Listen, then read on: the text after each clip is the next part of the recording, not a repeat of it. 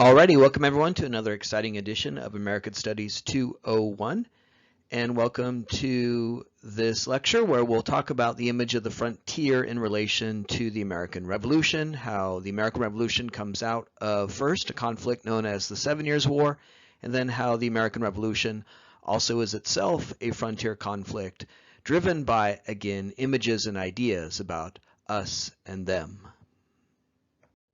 But before we get to that American Revolution, let's begin by talking about a conflict that occurred decades before the American Revolution that, as we'll talk about in this lecture, played a very crucial and consequential role in sparking the American Revolution. And that conflict is the 7 Years' War.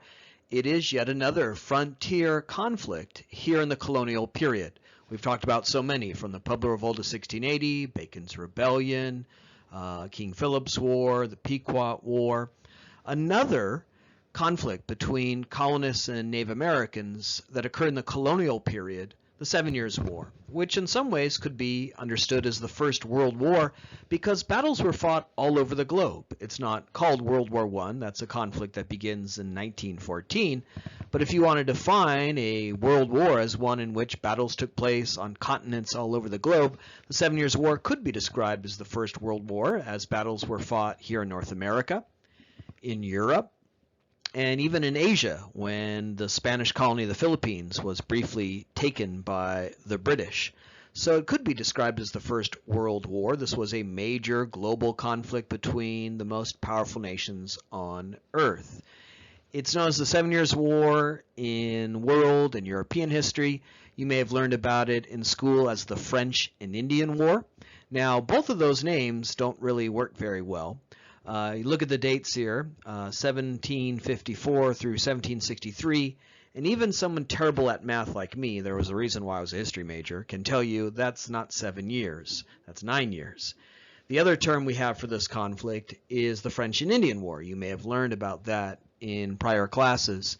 When you hear the term French and Indian War, you might think, well, the French fought the Indians. Well, no, actually they were allies, right? So every term we have for this conflict doesn't make any damn sense. Sometimes history is a bitch that way. The words we historians use, the terms we use to describe things, don't make an ounce of sense. 7 Years' War actually lasts 9 years. The reason why it's known as the 7 Years' War is that the conflict doesn't really begin in Europe until 1756. So from a European point of view, it's a 7 Years' War, but actually began here in North America 2 years prior. French and Indian War, also confusing because you tend to think French and Indians were at war when in fact they were actually allies. So sorry, again, this is a case where history doesn't really make much sense.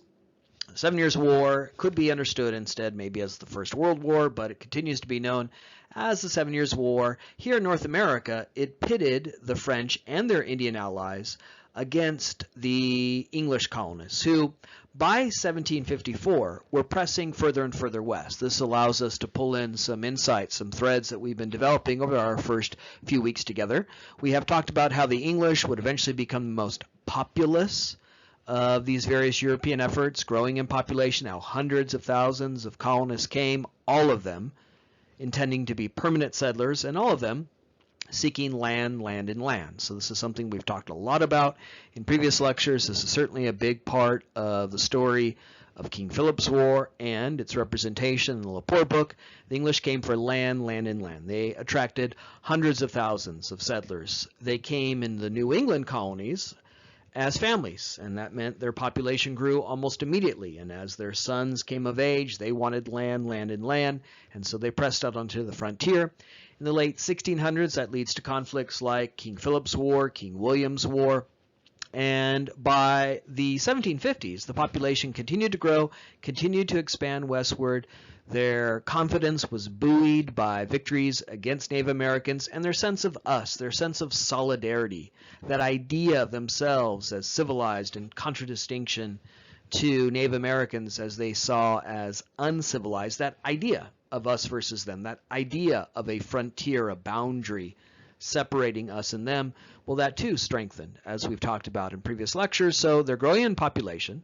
They seek land, land, and land. They do not see Native Americans as worthy of that land or as people who could live side by side with them. And so they're growing in population, they're seeking land, they're displacing Native Americans. And by 1754, the English population had grown so large that it was starting to press into a part of North America that had been claimed by the French. Now, we haven't talked much about the French Empire for key reasons. It is the least successful of the European efforts we see in this period of American history, in the colonial period. The Spanish came and they created a large empire. The English came, and we've been talking a lot about them as they have proven to be so powerful, populous, successful. But the French also came and colonized North America, albeit in a much less successful way.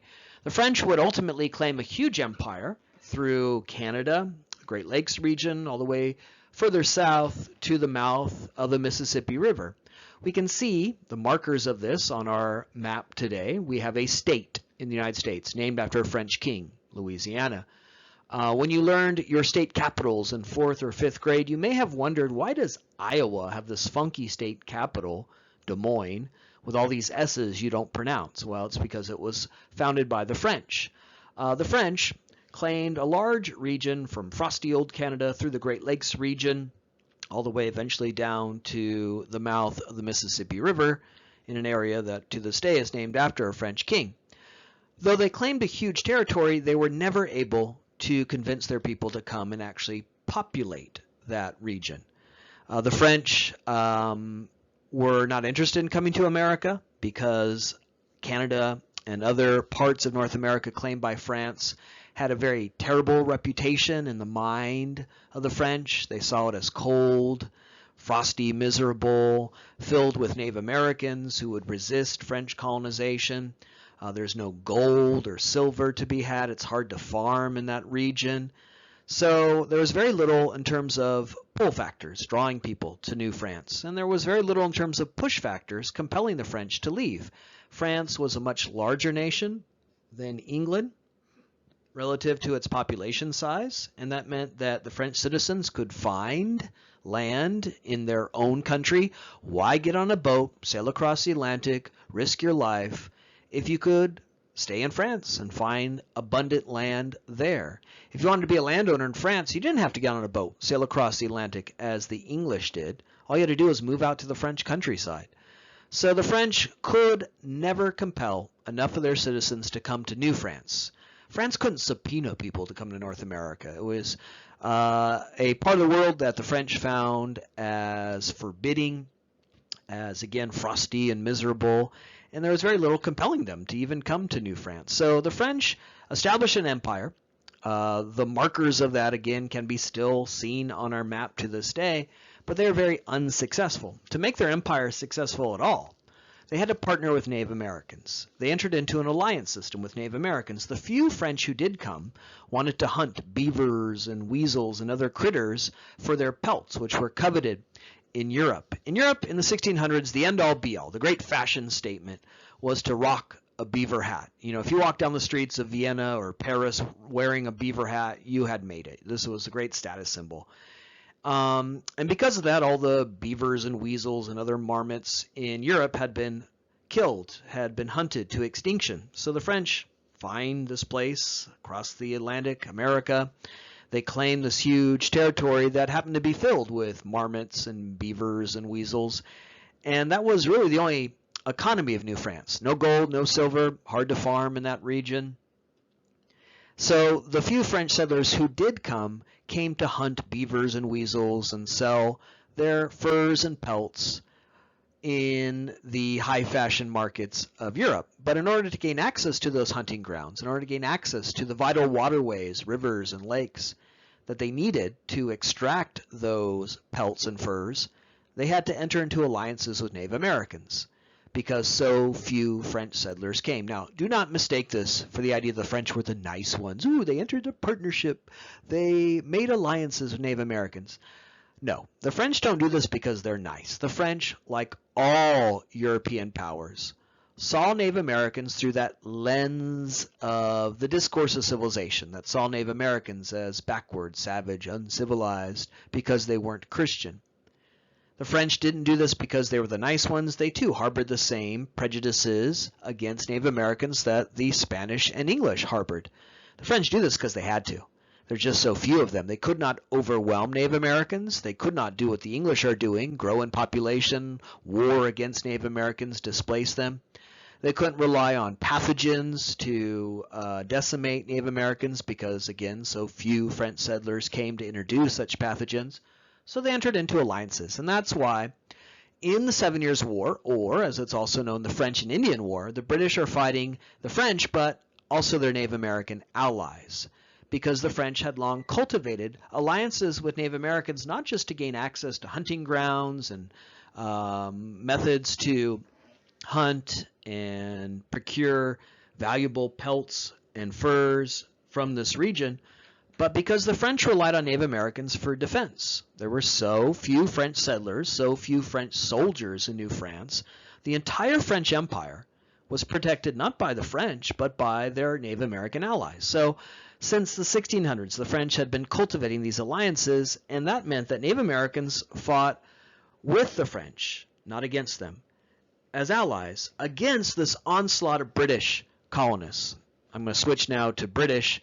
We're not going to get into the whole difference between English and British. It has something to do, again, with British monarchy and kings and the dominion they had. We could just use the two terms interchangeable. The British were growing in population. They certainly by the 1750s are marching into the interior of the continent, no longer just along the coast, the Atlantic Sea coast. They are seeking land. They have warred against Native Americans for over a century, and now they covet the land that had long been claimed by the French in the interior of the North American continent, from the Great Lakes region further south, an area that today we might call the Midwest or Middle America, in the middle of the continent. The British wanted that land. They saw it as theirs for the taking. They believed a civilized people owned land and cultivated it for their own personal profit. They saw Native Americans as backward, savage, uncivilized, unworthy of the land, and incompatible, irredeemable as people who they could live side by side with. That's a big lesson hopefully you've seen in these first few lectures through the course of the Pequot War and Bacon's Rebellion and King Philip's War, in the racialized way of thinking that takes root in defining who's one of us, who's not one of us, the cultural divide between us and them. The English or British came to see Native Americans as inherently, racially incompatible with living side by side with the English. And so for all these reasons, the English began to attack Native Americans in the middle part of the continent, allied with the French, and then you have the origins of what we call the 7 Years' War or the French and Indian War. You have another frontier conflict. So again, I said earlier that now we can really put together a long list of these physical confrontations between European colonists and Native Americans. Count them off with me. Pueblo Revolt of 1680, Bacon's Rebellion, King Philip's War, and now the 7 Years' War. These are the physical conflicts. But as we stressed throughout these lectures, what's undergirding this, what's supporting this, making it happen, are the cultural beliefs of European colonists who see Native Americans as, again, backward, savage, uncivilized, and unworthy of living side by side. So that's really, again, the key conceit, the big idea early in the class, that it's the cultural divide between us and them here that really matters, that's really driving these conflicts. And now we have yet another conflict born out of those beliefs, those ideas that have now been established for a century and a half. Another point to think about in regards to our first theme of the image of the frontier, it's a big part of the Lepore book, is that these ideas are cumulative. They grow. They get passed down to the next generation. A generation who did not live through King Philip's War reads the accounts of King Philip's War described by Lepore. And therefore they learn this all over again. They learn it anew. They come to see Native Americans in this way. And so by having one discourse that's univocal, that doesn't offer the other side, the Native American side, well, it, like an evil snowball rolling downhill, just perpetuates this way of thinking. And it grows and accumulates. The colonists who engaged in the 7 Years' War had read about King Philip's War. They had come to see Native Americans in this way, gaining this accumulation of knowledge, or if you can call it knowledge, thinking about Native Americans. So they began the conflict already seeing Native Americans in this way as the heirs, as the legatees of this discourse, of this accumulation of knowledge. And then they lived through their own conflict. 7 Years' War, like these other conflicts we've described, brutal, close fighting. This is not like war today in the 21st century where we're shooting laser-guided missiles from hundreds of miles away where you never see your enemy. This is 18th century combat. This is where you're really up close and you see the brutality and horror of war. In the 18th century, you might have a musket. That might be your gun of choice. Both Native Americans and the French and British had that firearm, but the musket was very unreliable. You had to get very close to your target, your opponent, in order for it to hit that target. So even the rifle or the firearm that was available demanded very close combat. And if your musket failed, well, you switched to a knife, an axe, a hatchet. So this warfare is close, it's intense, it's personal. This is also something we stressed a lot in these lectures. The cultural beliefs, us versus them, they're uncivilized, we're Christians, they're unchristian. That cultural body of beliefs, that cultural divide, urged the English in particular to see Native Americans as savage, backward, not fully human, and as a result, they would war against them with great brutality, great intensity. One of the things that you take away from the lectures and readings at this point in the class is that people who saw themselves as so Christian sure did some brutal, intense, violent stuff, right? They draw and quarter King Philip. They send his family into slavery. And so the fighting was brutal and intense and really a total war. Almost a genocidal conflict because so much is at stake. Freedom for Native Americans to hold on to their land and their ability to live as they see fit. And of course, the English saw land as their vehicle for freedom. So the fighting was brutal, it was intense. So the generation who lived through the 7 Years' War, already before the first shot is fired, before the war begins, were inclined to see Native Americans as backward, savage, uncivilized.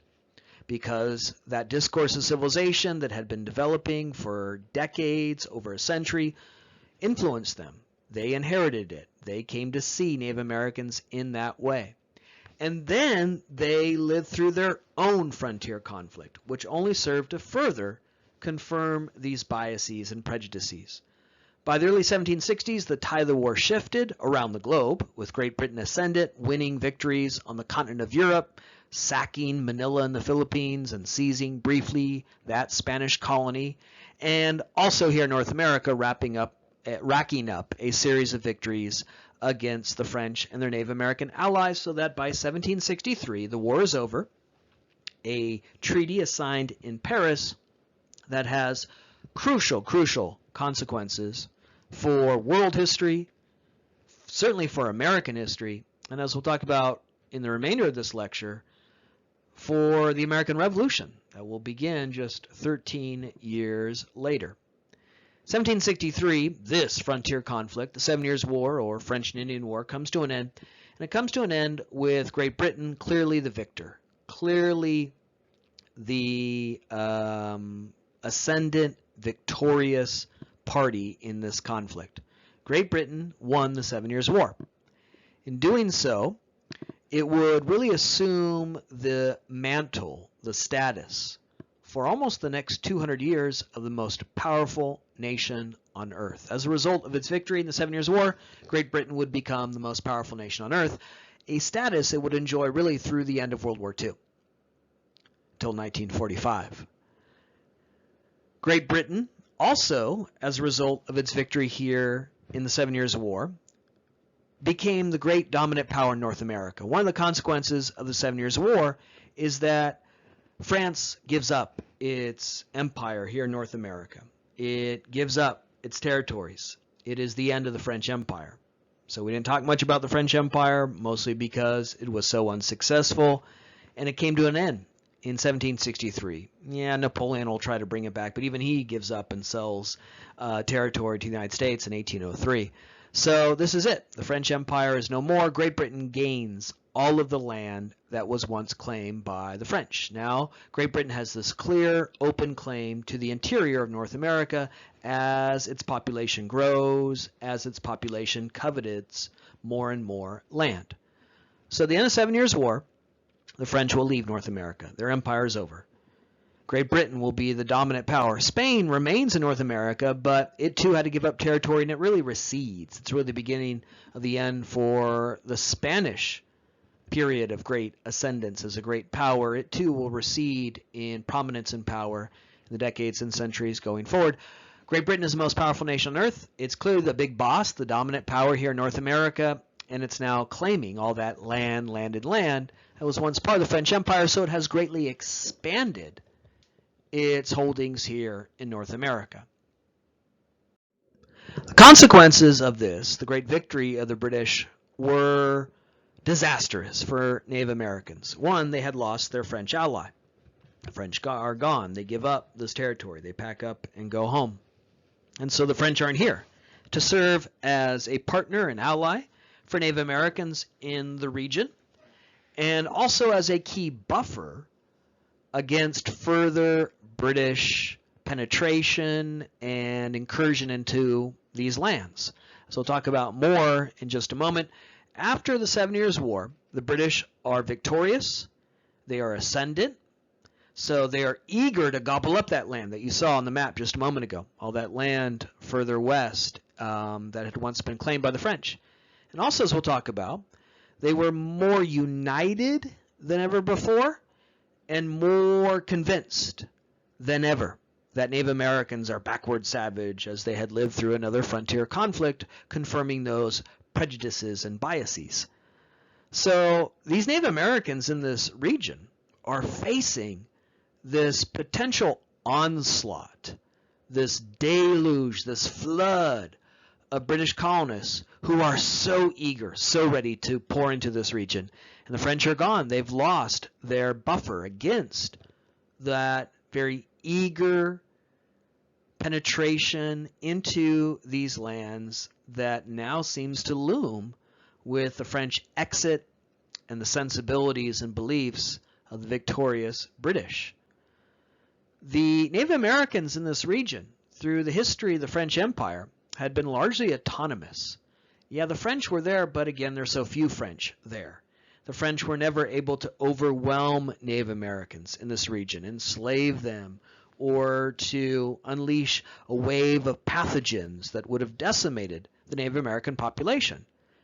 The French needed the Native Americans to gain access to hunting grounds and vital waterways. So Native Americans in this region had great leverage during the French period. They were able to really retain their autonomy, their control of their lands. Yeah, they're going to let these French guys shoot some beavers and weasels, but that did not really infringe upon Native American sovereignty. They were able to hold on to their languages and culture. There were a few French priests who came trying to convert Native Americans, but again, because there's so few of them, they didn't have much efficacy. There isn't this huge conversion of Native Americans like you see in the Spanish Empire. So the Native Americans in this region were used to getting their own way. They were used to really exerting a great deal of leverage because the French needed them so much. They were able to extract a great deal of tribute from the French. How did the French convince these Native Americans to ally with them? How did they convince these Native Americans to fight against the British? Well, they gave them all kinds of treasure and booty and good, cool stuff from Europe. So the Native Americans in this region, particularly the chiefs, the political heads of these Native American tribes, were used to getting their way, maintaining control over their nations, their culture, their sovereignty, and enjoy a lot of tribute from the French. But now that's gone. And now, again, Native Americans see this potential that the British are going to pour into this region. The British are not interested in living side by side with us. They see us in this very, again, pejorative, prejudicial way. They believe they've won, that land is theirs for the taking. And so this really looms in a very forbidding way for the Native Americans who have lost that prior ability that they've enjoyed for some time to exert command and control over their lands, their lives. They've lost that leverage that they've long had, and now they're facing this onslaught of land-hungry British settlers who believe they've won and they're ready to enjoy the fruits of their victory, who believe Native Americans are backward, savage, uncivilized, not only because they've been taught that, they've learned that for decades, but they had their own experience of the intense, brutal fighting of the 7 Years' War. They believe that land is theirs for the taking because some guy signed a piece of paper in Paris that says it's ours, and they're more than willing to seek out land, and land. So this is really a grave moment for Native Americans in this region, in the Great Lakes region, that area we saw on the map earlier that was officially ceded to the British in the treaty signed in Paris. And now the colonists are eager for that land. And the colonial legislatures had already, in the decades after Bacon's Rebellion, embraced a more aggressive frontier policy. There had been further conflicts after King Philip's War, like King William's War and many others in the early 1700s leading up to this. And so again, it's cumulative. It's decades of this. It's decades of warfare. It's decades of seeing Native Americans through that cultural lens, that cultural frontier. There's no inclination, therefore, for the British to compromise. Even Pennsylvania is now embracing this much more aggressive effort to displace Native Americans. Up until the end of the 7 Years' War, up until the mid-1700s, the period we're at now, just prior to the American Revolution, there was one exception to the rule we've been sketching out in these lectures, the rule being that the English, without restraint, without compunction, warred against Native Americans. Think about the Pequot War, very early in English colonization. Think about all that you read about in the Lepore book, how intense and brutal the fighting was. There was one exception to that. Pennsylvania, one of the colonies founded by the British. Pennsylvania was originally founded by the Quakers, which was a group of Protestant dissidents who had fled persecution in England to establish a religious-based society here in North America. It's very similar in some ways to groups we talked about earlier, Pilgrims and Puritans. They were being persecuted because of their beliefs. They wanted an opportunity, not only to pursue land, because that is the ambition of every English colonist, but also to create what they saw as a biblically based society. The difference, though, the difference between them and the other groups we talked about, is the Quakers had a very egalitarian perspective about humanity. They saw all human beings as children of God, equal in standing. They were not like the Puritans, who warred against Native Americans, who without restraint or compunction would slaughter them in events like we saw, Pequot War, King Philip's War. Quakers thought differently. The Quakers were led by William Penn, and the term Pennsylvania, which then was a colony, and later, after the American Revolution, is a state, refers to William Penn, the founder of this colony. Literally, Pennsylvania means Penn's forest. Sylvan is an old English word for forest. For a long time, the highest statue in Philadelphia was a statue of William Penn. For a long time, there was a law in Philadelphia that you couldn't build a building taller than that statue. A statue that's still there and looks over the city of Philadelphia. A statue of the founder of the colony of Pennsylvania, William Penn. He was the leader of the Quakers, and the Quakers, again, tended to have a much more egalitarian perspective about human beings. And as a result, they did not enslave Native Americans. They did not fight total wars of aggression against Native Americans. The Quakers did attempt to live side by side with Native Americans in Pennsylvania. They reached out to them, tried to convert them to Christianity. When Native Americans rejected that, the Quakers did not, like the Puritans, immediately grab muskets and fire at them. The Quakers said, all right, you may not be ready to convert, you may not be ready to live like us, but you will eventually. You'll see that you'll want to be a Christian. You'll see that you'll want to be a Quaker. You'll want one of these big bitchin' hats, right? So the Quakers were convinced that they could live side by side with Native Americans, that actually by living side by side with Native Americans, they could convince Native Americans to convert. This is also why the Quakers in the 1600s, in the early period of English colonization, do not engage in the Atlantic slave trade. They don't buy and sell African slaves because they saw them too as equal, as God's children, in that very egalitarian perspective towards humanity. So this is Pennsylvania. And up until the mid-1700s, it was the exception, therefore, to the rule of the other 12 colonies that are without any restraint, without any limits, warring against Native Americans, engaging in the Atlantic slave trade. The exception to that was Pennsylvania, and it's because of its Quaker origins and founding. But after the 7 Years' War, that ends. And even Pennsylvania now votes to embrace this aggressive frontier policy.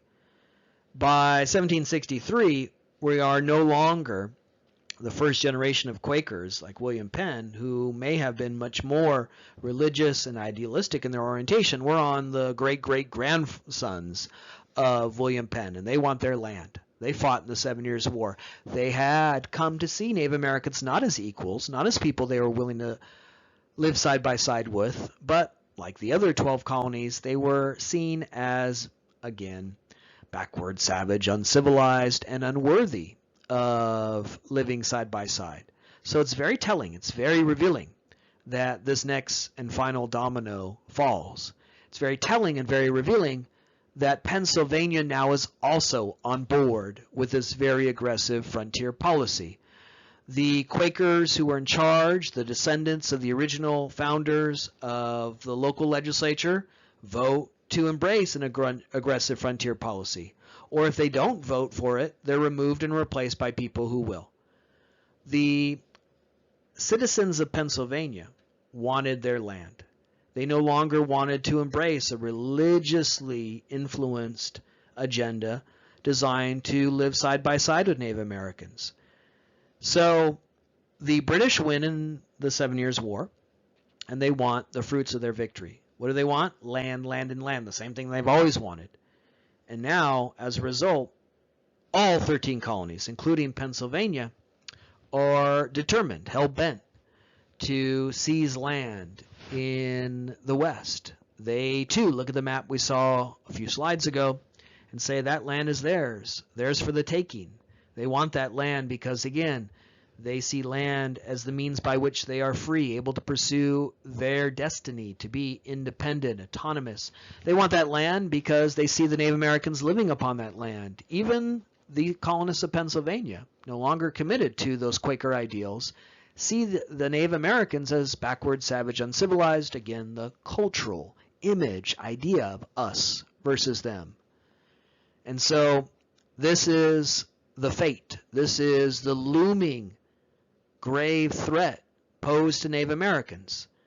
They've lost the French ally, they've lost that buffer, and now they're facing this land-hungry, enormous population who wants their land, land, and land, a sensibility that now even infects the colony of Pennsylvania. And all of this growing concern among Native Americans that they're about to face, this onslaught of land-hungry British colonists, with now the French gone, leads to another frontier conflict right at the end of the 7 Years' War, Pontiac's Rebellion, where in 1763, some of the first British settlements in this region, claimed by the British as they began to populate the territory claimed in the peace treaty signed in Paris, very first British settlements are attacked by a coalition of Native Americans led by Pontiac. Pontiac was a Native American chief. He had long enjoyed, again, sovereignty in this region, despite the fact that the French claimed this territory. Pontiac, like King Philip a generation or two prior, correctly appraised this grave threat. He quickly saw that his people were about to be overwhelmed by this large influx of British colonists, and so he reached out to various tribes in this region, built a coalition of Native Americans determined to defend their land and with it their freedom, and he launched a series of attacks on the British in an effort to prevent British incursion into these lands.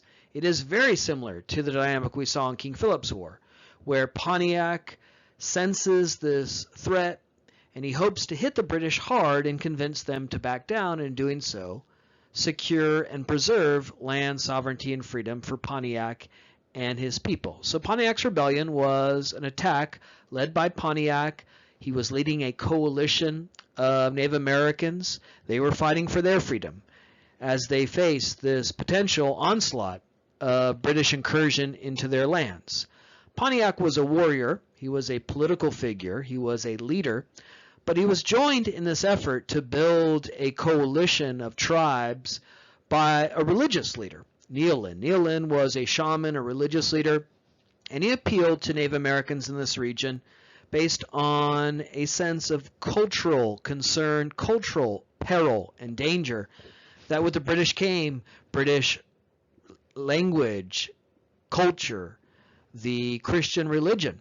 So that what was at stake here isn't just land, but also our own Native American traditions, our own Native American culture.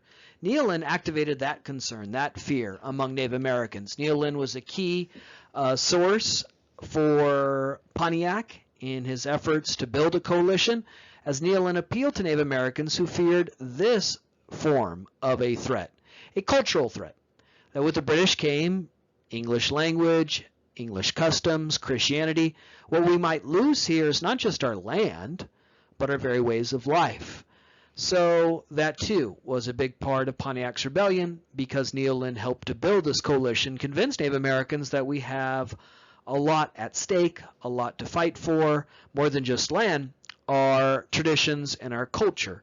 We talked a lot here in our first few lectures about identity, about how people come to understand who they're connected to and who they're not connected to. That's the big idea here in this first section of the class, the image of the frontier, the way in which ideas about us and them, a dividing line in image and rhetoric and writing, serve to define who we are and who we're not. Spoiler alert, that's a big theme in the entirety of the class. In the next 3 time periods and themes that we'll examine later in the semester, we'll continue to talk about identity, how we imagine who we're connected to, how we create a sense of us. This is Intro to American Studies. So one of the things that we need to wrestle with is this question of how we come to understand who we are as Americans. So we talk a lot about identity in the class, and we've certainly talked a lot about identity here in our first few weeks together. And so far, we've tended to focus on a sense of us identity as shared among the Europeans, and in particular, the English, how they came to see themselves connected, united. That certainly was crucial in events like Bacon's Rebellion, in King Philip's War, and we've seen it here again in this lecture in regards to the 7 Years' War. But it isn't just the English who are being urged to create a sense of self, identity, connectedness. What you have with Pontiac's Rebellion is that dynamic of identity, group formation, a sense of us being developed among Native Americans. What you see in Pontiac's Rebellion is really the origins of a pan-Indian identity by which Native Americans from different tribes are seeing themselves connected. They are as well building a sense of us, solidarity, identity. They see a common threat. And in doing so, they forge connections. They forge a sense of us. We are the people who are facing this threat. There's something we have in common. We're facing this threat posed by the British. We do have a body of traditions that span our various tribal divisions, linguistic divisions. Pontiac's Rebellion, like King Philip's War previously, was an action of a coalition of Native Americans. Native American tribes who, during the French period, were not allied together, that often warred against each other, that had different interests, unite. And they come together and they seek to strike a blow against the British, launching these attacks in the name of preserving their freedom and their culture. So it's a good example of how identity, group formation, us versus them, who's one of us, who's not one of us, what defines us, our culture, our traditions, is forming here, not just among the English, but among Native Americans as well. Pontiac's rebellion ultimately was a stalemate. Pontiac hits the British hard and racks up a series of victories, but he's not able to convince the British to give up and go home. He's not able to dislodge them. So he was successful in launching these attacks. The coalition of fighters created by Pontiac racked up victories. Many British soldiers and citizens were killed, but he didn't strike such a decisive blow that the British give up this effort to colonize this region and Native Americans can reclaim it as theirs and theirs alone. So it's a stalemate. But Pontiac was successful in showing to the King of England the difficulties associated with now a larger empire. Let's take back to what we said in regards to the end of the 7 Years' War. At the end of the 7 Years' War, Great Britain is the most powerful nation on earth. At the end of the 7 Years' War, Great Britain is the big boss, the dominant power here in North America. It gets all the territory that was once claimed by the French.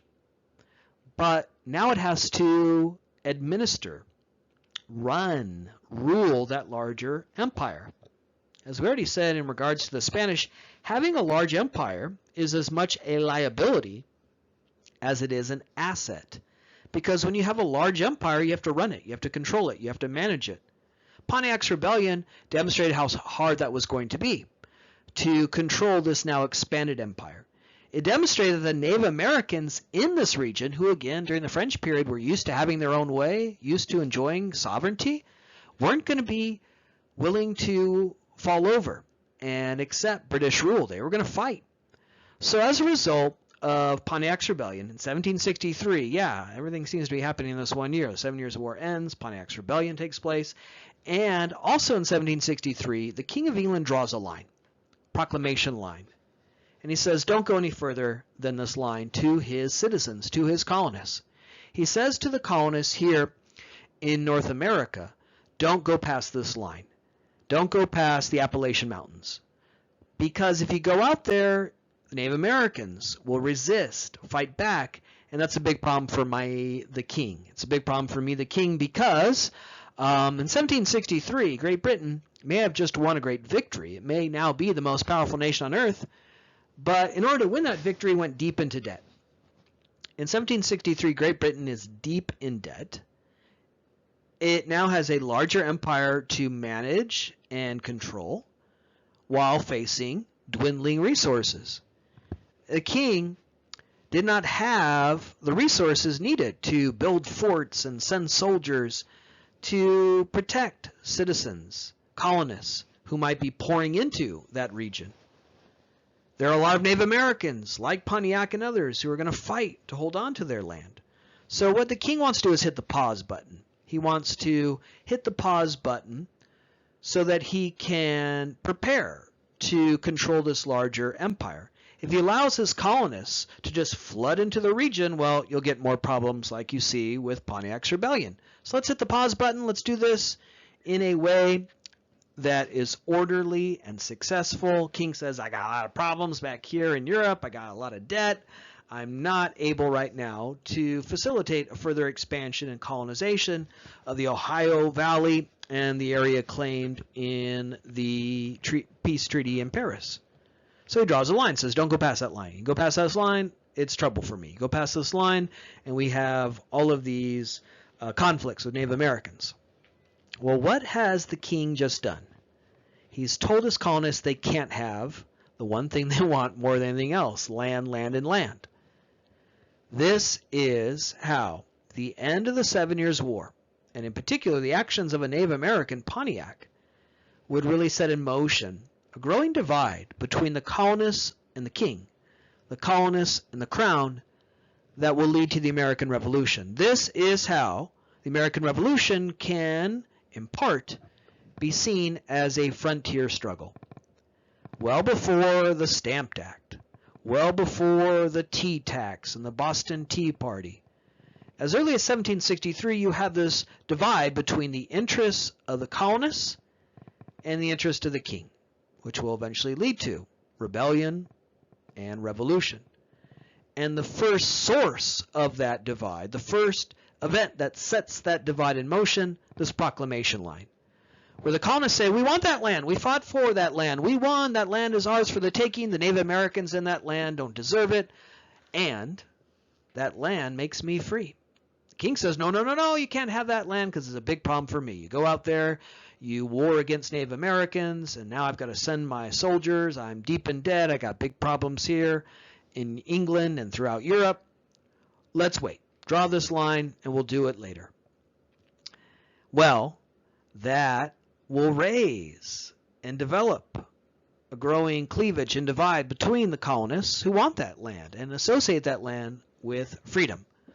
Another factor, the cultural effects of the 7 Years' War that would prove to really build a sense of connection, solidarity among the colonists. That too would be important in the road to the American Revolution. As I've said many times throughout this lecture, one of the effects of the 7 Years' War was to reconfirm already existing, already extant racist beliefs about Native Americans. This is again the point we made earlier about accumulation of how ways of thinking, ways of seeing, cultural visions, images in the minds of the colonists are cumulative. They inherited those stories. They inherited that discourse. They are reading colonial discourse like captivity narratives, best-selling stories that tended to represent the Native Americans as backward and savage, and by contradistinction represent the English as civilized and Christian and worthy. So well before the 7 Years' War begins, the colonists were already inclined to see that. And then they experience war themselves. Then they engage in that close, intimate, and intense conflict. They see their wives taken captive.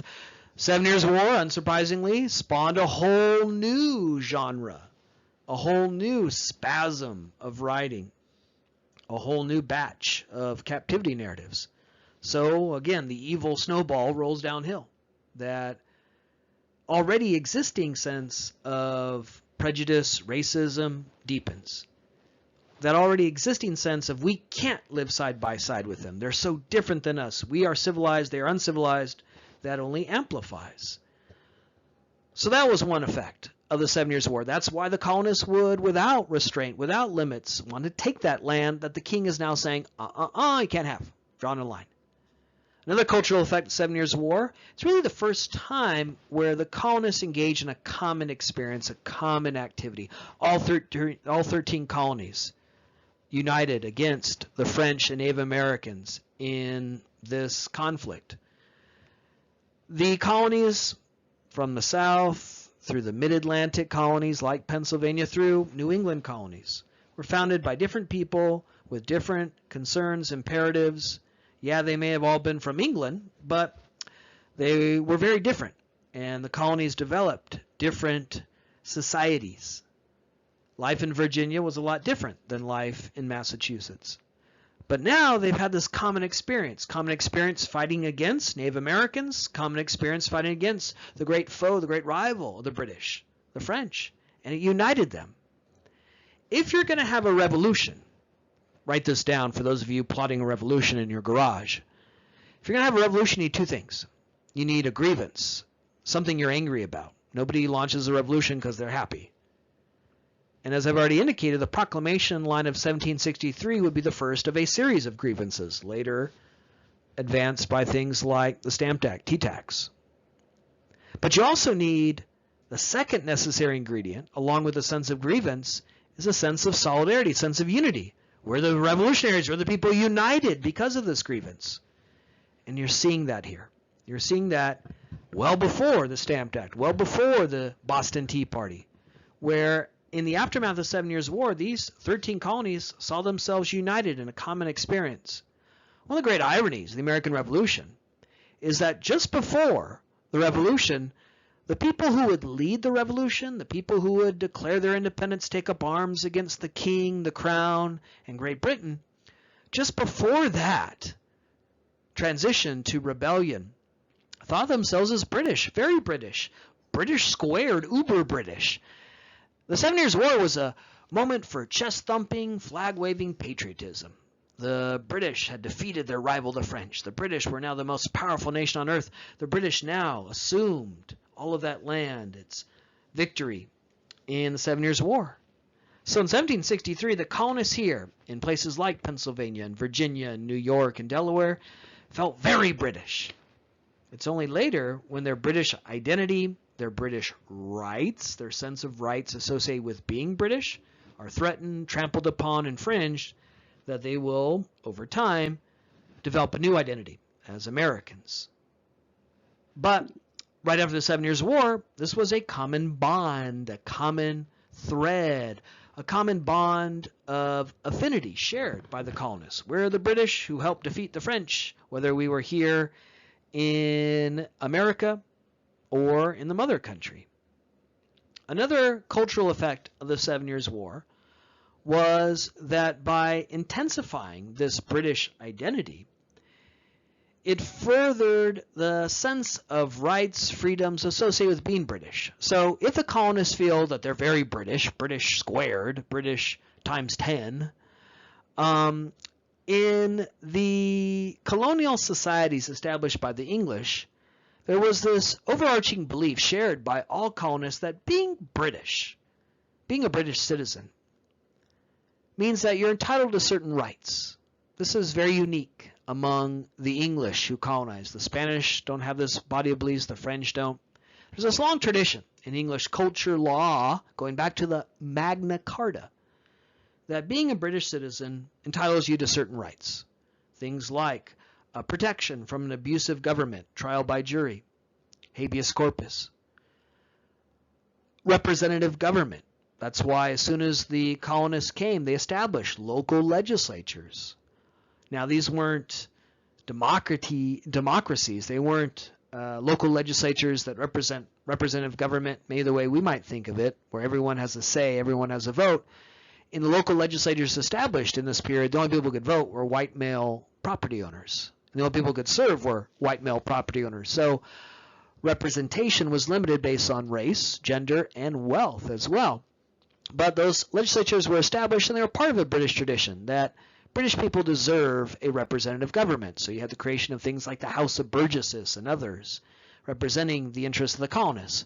So protection from an abusive government, a right to a representative government, a right to land, private property, and a government that respects private property, that issues deeds, that declare that you, yes, you own this piece of land. Those are part of being British. There was part of a British identity. A sense of being British meant that you were guaranteed those rights. Now again, when those rights are trampled upon after 7 Years' War, when the British are taxed without representation, when they're denied a chance to pursue private property by a proclamation line, well, this is how, again, the aftermath of the 7 Years' War set in motion the American Revolution.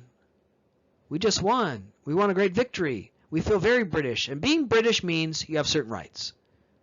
When those rights are ignored, trampled upon, well, that sets in motion the colonists slowly jettisoning, throwing away their British identity and adopting an American identity.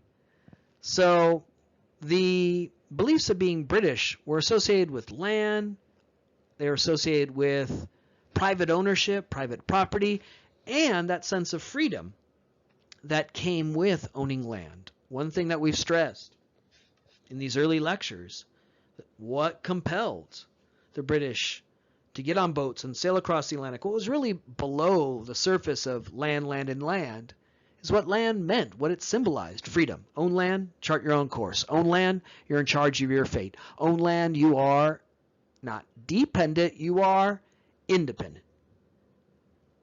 That is central to British notions of freedom, rights. It's central to their notion of being civilized, a civilized people own land, recognize the righteousness of private property. This very British sensibility. And so, if the colonists felt very British and united in a common identity, if they felt they had won a great victory, if they felt that they had contributed to that victory, they wanted to enjoy the fruits of that victory that come with being British, only to face that proclamation line of 1763. So, you have this growing cleavage, this growing divide between the interest of the crown, orderly settlement, let's draw a line, hit the pause button, the king's deep in debt. He doesn't want to concern himself with all these problems over there in America when he's got problems here at home. Having a big empire is a burden, as much as it is a sign of power and strength. Having a big empire is as much a liability as it is an asset. And so the king says, you don't get that land yet. And the colonists say, wait a minute, we're British. And being British means we have a right to private property. Land makes you free. And yet the king seems to be foreclosing that opportunity. And this again is how the 7 Years' War, a frontier conflict in and of itself, leads to the next conflict, and the final conflict of the colonial period, the American Revolution. The American Revolution is itself a frontier conflict. The proclamation line of 1763 was never very effective. The colonists just broke the law. They just poured into the region. They said, oh, the king's over there. He's on the other side of the ocean. What the hell is he going to do about it? The colonists here and their representatives in the local legislatures, even in Pennsylvania now, support taking that land. And so one problem with this idea of hitting the pause button and preventing further incursion into Native American lands, preventing another or a string of Pontiac rebellions, was that the king couldn't enforce it. And so people poured into that region because they wanted their land, because they believed they deserved that land, because they saw the Native Americans unworthy of that land, and because they said that land makes me free and I'm not going to bow to the king. So well before men board a ship in Boston and throw tea in the harbor, an open act of rebellion, you have in the late 1760s and early 1770s already acts of transgression, already acts of treason in violation of the proclamation line. And the king can't do anything about it because he's on the other side of the ocean. He's got a lot of problems and concerns in England and in Europe. And the king's representatives here on the ground can't do much about it, which only advertises their weakness, their inability to stop what the colonists see as their right, as, again, their legitimate claim to this land for all the reasons we've enunciated here. Who are these people? Who are these people? Who are violating the proclamation line? Well, it's George Washington, who would claim land in the region. Thomas Jefferson, Patrick Henry. It reads like a who's who of the American Revolution. The people who later signed the Declaration of Independence, the people who later vote to declare independence from the king, the people who will later lead the war itself designed to achieve that victory and secure independence. Those very people, the luminaries of the American Revolution, were the very people who, years prior, were openly violating the proclamation line. So here's really clear evidence of what we're stressing here, is that the aftermath of the 7 Years' War, the violation of the proclamation line, these frontier conflicts about land in the West set in motion the American Revolution. The proof of that is the very leaders of the American Revolution were the people engaged in this frontier effort to violate the proclamation line and claim land in the West. So all this leads to the Revolutionary War, which, as I said at the beginning of the slide, is itself a frontier conflict. Much of the fighting in the Revolutionary War wasn't between the colonists and the British Army. Of course, such battles took place. There were battles between the rebels, the American Army, and the Redcoats, the British Army. But a lot of the battles in the American Revolution took place between the colonists and Native Americans allied with the British. The British came in and built alliances with Native Americans because they needed to expand and augment their army to crush this rebellion. So a lot of Native Americans fought in the Revolutionary War against the Americans, against the colonists, against the rebels.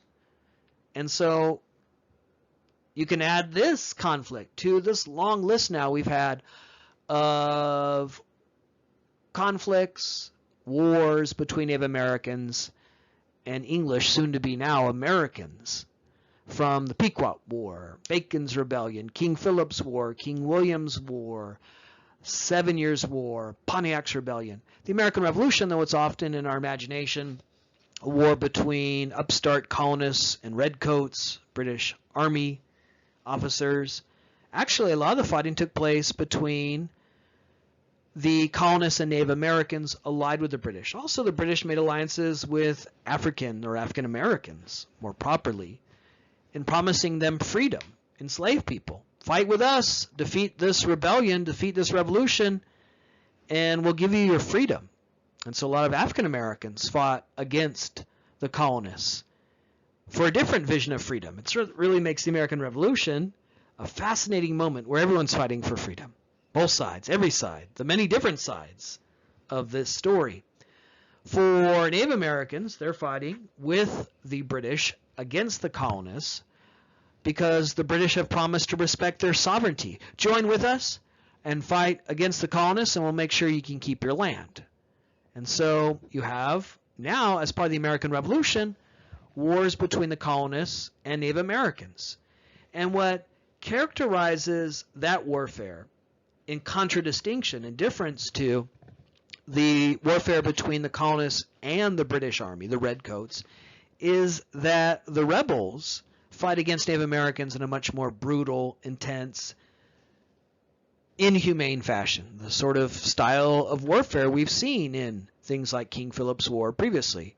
Tense fighting, taking captives, slaughtering, taking trophies. You get that grisly stories in Lepore's book about how colonists would cut off ears and take scalps of Native Americans. Hollywood would later try to convince you it's only Native Americans who took scalps. Colonists were more likely to cut off the scalps of Native Americans. So brutal warfare, brutal, intense warfare. When the colonists fought against Native Americans, the warfare tended to be like that, ignoring proper rules of warfare. When they fought against the British, well, it wasn't so intense and brutal and inhumane. Why? Well, the racial difference. Because of, by now, almost 2 centuries of racialized thinking that saw Native Americans as backward, savage, uncivilized, unworthy of humane treatment, you get this difference in the types of warfare. Total war, genocidal war against Native Americans. The Native Americans who were allied with the British faced this intense, brutal, genocidal conflict that again represents this image, this cultural divide between us and them. George Washington ordered his men to cut up every Indian cornfield, burn every Indian town. So when Washington ordered his soldiers into battle against Native Americans, it was total war. It was a war against people that Washington saw as unworthy of respect and humanity. George Washington dispatched an expedition of soldiers against the Iroquois. Many of the Iroquois sided with the British, and their goal was total destruction and devastation. This is a direct quote from Washington. This is why the legacy of Washington is a complicated one, and indeed a source of argument and debate right now in America concerning monuments, statues, who deserves to be celebrated. Of course, George Washington owned slaves. George Washington owned a slave plantation. When one of his slaves ran away seeking her freedom, he tirelessly, relentlessly sought to hunt down that runaway slave and force that slave back into human bondage. Why? Well, Martha Washington loved that slave and was her favorite slave. And so George Washington, a man who we often celebrate as this hero and icon of freedom, dedicated a great deal of his time and energy to hunting down one human being and removing her from the domain of freedom, forcing her back into human bondage simply because Martha Washington wanted to retain that slave. So not only did Washington own slaves, but he refused to abide a slave running away and seeking her own freedom.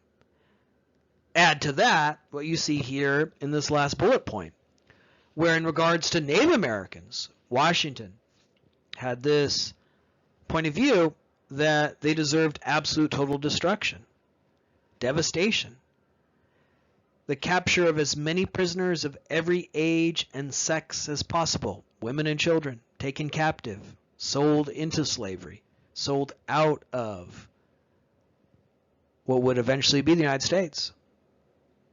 So the American Revolution, which is often seen again in our iconography, in our imagery, in our historical imagination, as a brave, intrepid effort of colonists rising up against the oppressive British, fighting against the British army, was in many ways another frontier war because so many of the conflicts were actually between the colonists and Native Americans.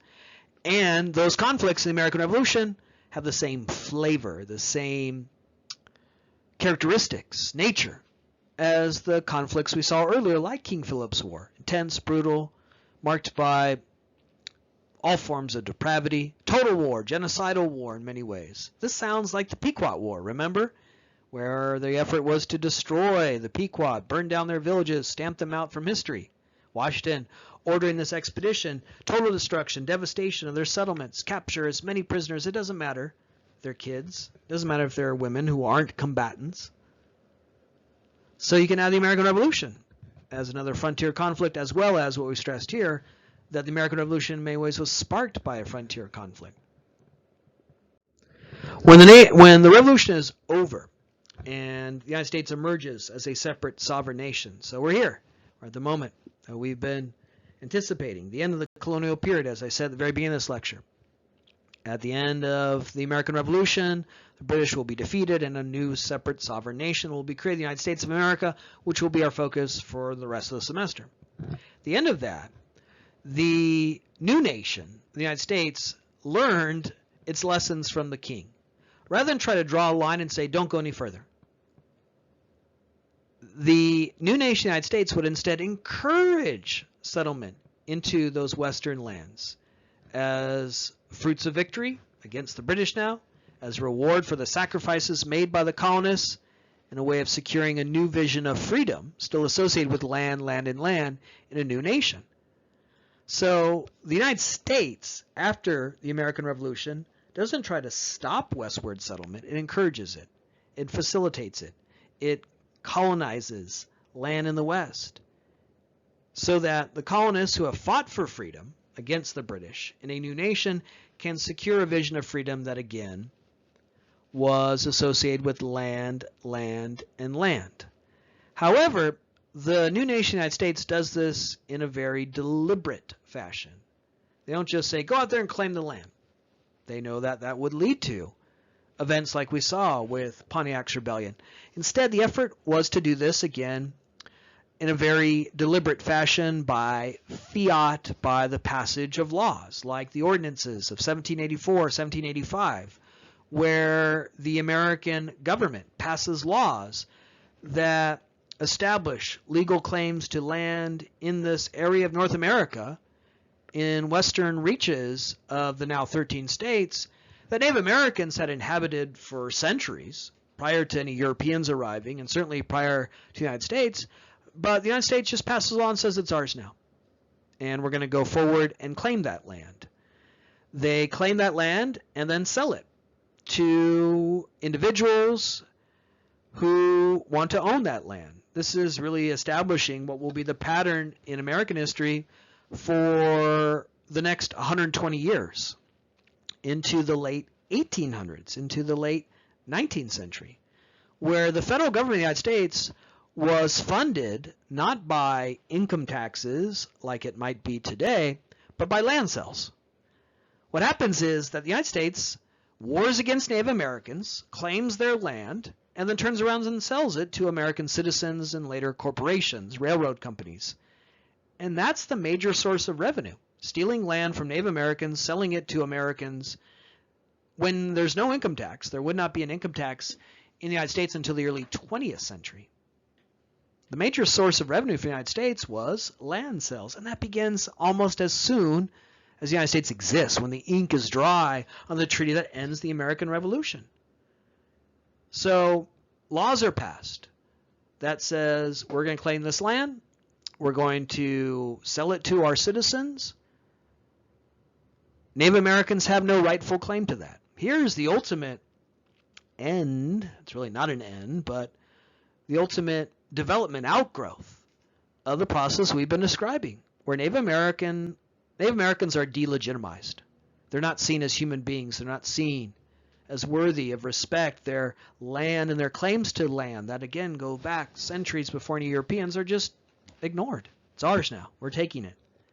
1787, Northwest Ordinance is passed by the U.S. government, and it basically says all land north of the Ohio River, east of the Mississippi, is ours, and later new states would be added to the Union as America begins a process of westward expansion that will continue into the 19th century, as we'll talk about in our next lecture. Thomas Jefferson becomes president, 1800, and in his first term, he signs into law, or negotiates really, an agreement with France, Louisiana Purchase, and through that makes a claim well into North America, almost to the Pacific Ocean. And so we are, in our next lecture, going to talk about that process of what happens after the colonial period. Our last lecture, we'll talk about westward expansion in the 19th century, and then the image of the frontier that lives on into the 20th century in Hollywood Westerns, in a park that opens in Anaheim in 1955, where one of its lands is frontier land. So our next lecture, we'll talk about the enduring image of the frontier well into now the 21st century. And as part of that, we'll talk about what happens after the Revolution in the 19th century, when America is marching westward, fighting wars against Native Americans, creating a continental empire, a process of colonizing and conquering lands throughout North America. A big part of that was Louisiana Purchase in 1803, where America claimed a huge amount of land. Nobody asked Native Americans who were living in that land. Nobody asked Native Americans who had lived in that land for thousands of years. It's ours now. We signed a piece of paper with Napoleon, and now it's ours. But when Jefferson signed this, he declared that this will make America an empire of liberty, by which he meant as we expand westward, we'll spread freedom. New states will be added. Those states will be as equal to the original 13 states, and the citizens of those new states in the West will be granted the same liberties and freedoms associated with American citizenship. You'll be no less an American in Illinois than you would be in Massachusetts, Vermont, or in the original 13 states. So freedom, liberty, opportunity marches on. Very American way of thinking about expansion. Where we go, freedom goes. More about that again in our next lecture as we wrap up this first time period and theme. Jefferson would help establish that with his idea of an empire of liberty. But as we stress throughout these lectures, in order for one individual or group to be free, others often have to lose their freedom. In order to claim this empire of liberty, to expand westward, to add new states to the Union, to grant to those American citizens in the new states the same freedoms and opportunities associated with American identity and citizenship, Native Americans must lose their liberty, as they will face this continued effort, which we'll talk about briefly in our next lecture, of westward expansion. A great deal of what motivated westward expansion was securing more land for slavery. So not only do Native Americans lose their liberty, but the American westward expansion, this idea of Jefferson himself, a slave owner, a man who raped his female slaves, impregnated them, and then the children born to those black female slaves, Jefferson's own children, he condemned to slavery. He condemned his own children to human bondage. That's Jefferson, who again we associate with the story of American origins and freedom, the man who wrote the Declaration of Independence and created this idea of an empire of liberty, that where America goes, freedom goes. That Thomas Jefferson in expanding westward, would expand the system of slavery that deprived for millions of people human liberty, human freedom. So not only do Native Americans lose their freedom, not only do Native Americans lose their land and autonomy, a lot of westward expansion was created by slaveholders like Jefferson to perpetuate slavery in the West, depriving African Americans of their freedom. So it is a complicated story. In our next lecture, we'll turn our attention to what happens to this idea of the frontier in the United States and its history in the 19th, 20th, and now 21st century.